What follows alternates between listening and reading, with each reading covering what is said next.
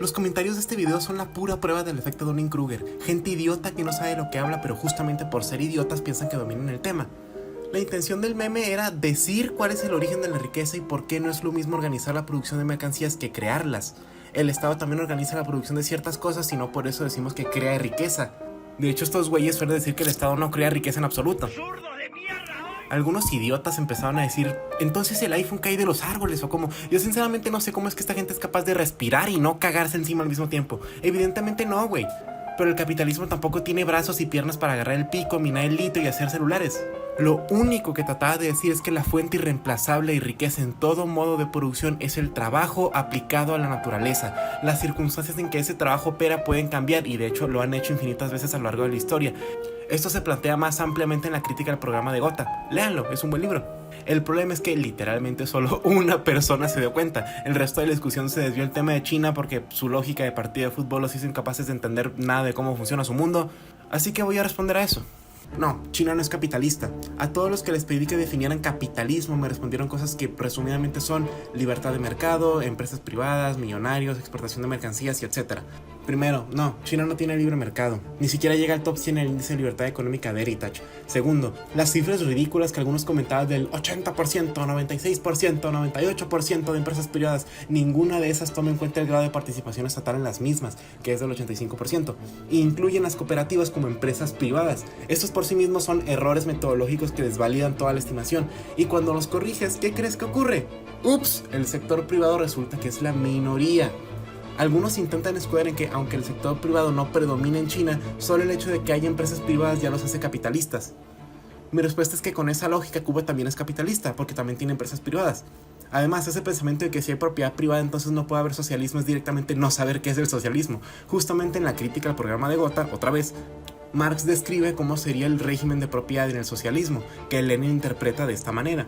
En la primera fase de la sociedad comunista, cito, a la que suele darle el nombre de socialismo, el derecho burgués no se suprime completamente, sino solo parcialmente. Sigue más adelante. El derecho burgués reconoce la propiedad privada de los individuos sobre los medios de producción. El socialismo los convierte en propiedad común.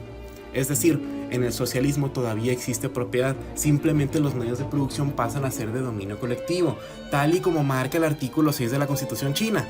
Por eso siempre en los análisis serios de la economía china se habla de empresas no estatales, no de empresas privadas, porque legalmente no existen empresas privadas. Y repito, en el socialismo todavía hay propiedad, sigue habiendo gente que acumule grandes cantidades de riqueza, simplemente estos dejan de ser la clase dominante y pasan a servir a los intereses de la clase trabajadora por medio del Estado, cosa que en China ocurre. Los millonarios existen, pero no están por encima del Partido Comunista. El control de la economía no lo tienen ellos, lo tiene el sector público, como ya demostré, y cada pocos años salen reportes maravillosos como estos en los que se demuestra que los millonarios no son clase dominante en China. Por último, que China exporta cosas y por eso son capitalistas. Creo que este es el argumento más estúpido de todos porque esto ya ni siquiera es saber qué es el capitalismo. De lo que estos güeyes hablan es del comercio. Vender cosas y exportarlas a otros sitios del mundo es un fenómeno 10.000 años más antiguo que el capitalismo. El comercio es una parte fundamental de él, sí, pero no es una razón suficiente para definirlo. Roma también exportaba cosas y eso no los hacía capitalistas. El imperio asirio compraba piedras preciosas de lo que hoy es Afganistán, las convertía en joyas y las revendía, y no por ello eran capitalistas. Además, el socialismo no pretende abolir el comercio. Vivir sin exportar nada es autarquía. El socialismo no es autártico y nunca pretendió serlo. Por eso digo que es el argumento más débil, porque esto simplemente es no saber ni definir el sistema que criticas ni el que defiendes. 2. La sobreexplotación laboral china. Esto es otro mito que no se respalda con datos, así que veamos algunos ya que vamos rápido. El promedio de horas trabajadas en China es de 40 horas semanales. No hay ninguna ley que permita la jornada 996. Tienen una tasa de sindicalización del 48%, mayor que Estados Unidos y Reino Unido. Desde 1990 han introducido miles de leyes nuevas en derecho laboral. La mayoría de disputas laborales se resuelven a favor del trabajador y los salarios van en aumento exponencial desde hace décadas. Tú que me ves desde un país latinoamericano tienes peores condiciones laborales que el chino promedio. 3. La reforma económica. Muchos traen el cuento de que Deng Xiaoping abrió el mercado chino al mundo y a partir de ahí comenzó a crecer y que cuando estaba con Mao en el poder eran realmente comunistas y murieron 45 millones de personas de hambre.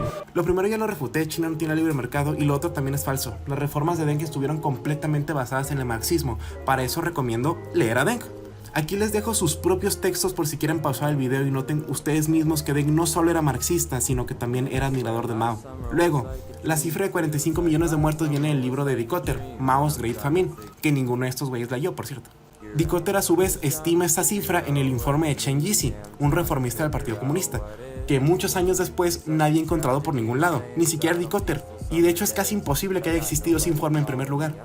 La prueba más grande de que Mao no mató 45 millones de personas no viene del gobierno chino, ni de propaganda, ni absolutamente nada, sino de la propia CIA. En 1961, el peor año del Gran Salto Adelante y en plena Guerra Fría, no se observó ninguna hambruna generalizada, y de hecho se estimó que la población aumentó. Incluso se hicieron encuestas y la popularidad de Mao no bajó en esa época. En cambio, aquí tienen un par de datos crudos sobre el gobierno de Mao. Primero, multiplicó el PIB por casi 5 veces, se alfabetizó a la mayoría de la población. El output de agricultura más industria se incrementó en un 679% en 26 años. Acabó con el esclavismo de Xinjiang. Y sí, aumentó la esperanza de vida. Aumentó específicamente 28 años en solo 16. No te voy a decir que todo fue perfecto, el Gran Salto Adelante sí fue un fracaso definitivamente, pero no ocasionó decenas de millones de muertos y es un periodo de solo 3 años en un gobierno que duró 27. Para finalizar, quiero decirles que todas las fuentes de los datos que utilicé aquí estarán en la descripción del video y además creé un Discord por si quieren debatir cualquiera de las cosas que dije aquí. Hice este video principalmente como desahogo porque en serio eran demasiados idiotas repitiendo lo mismo y yo le respondía como si fuera a lograr algo. En fin, ya no les voy a contestar, todo lo respondí aquí, la neta no tengo tiempo para andar jugando los debatitos en internet. Si quieres discutirme algo, ahí está el Discord, y si no te atreves, pues entonces no están chingando. Ya, bye.